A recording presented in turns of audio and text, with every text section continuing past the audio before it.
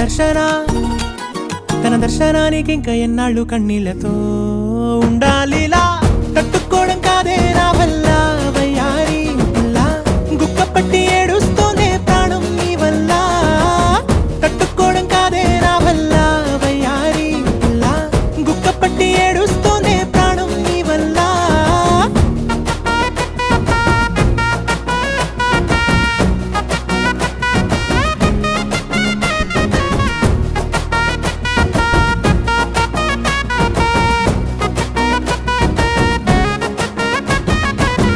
ఇష్టమైంది లాగేసుకుంటే